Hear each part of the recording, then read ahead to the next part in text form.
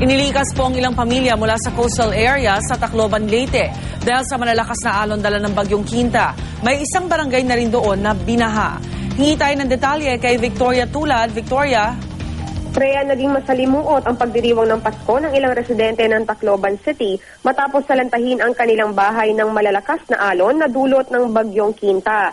Bandang alas 7 raw kagabi ay napilitang lumikas ang mga residente ng barangay 89 at 90 dahil pumapasok ang alon sa loob ng kanilang bahay. Bukod sa malakas ang alon ay sira rin daw kasi ang brick wall sa tabi ng mga coastal barangay na ito. Nasa 322 individual ang pansamantalang naninirahan sa convention center at kwento ng isa sa kanila, abot binti raw ang tubig sa kalsada nang lumikas sila. Bagaman nagbabalaan na ang lokal na pamahalaan tungkol sa paparating na bagyo, hindi raw nakapaghanda ang mga residente kaya't wala silang nadalang gamit maliban sa ilang damit. Hindi rin nila tiyak kung ano na ang sinapit ng kanilang tahanan.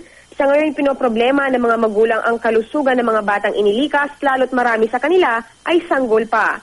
Panalangin ng mga residente sana'y tumigil na ang pag-ulan at ang malakas na hangin para makauwi na. Hanggang ngayon natatakot pa rin daw sila at nag-aalala sa mga naiwang gamit.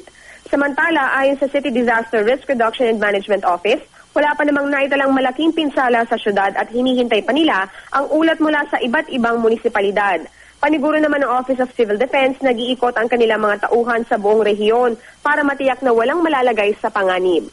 At yan muna ang latest mula rito sa Tacloban City. Balik sa iyo, Rhea. Maraming salamat, Victoria Tulad.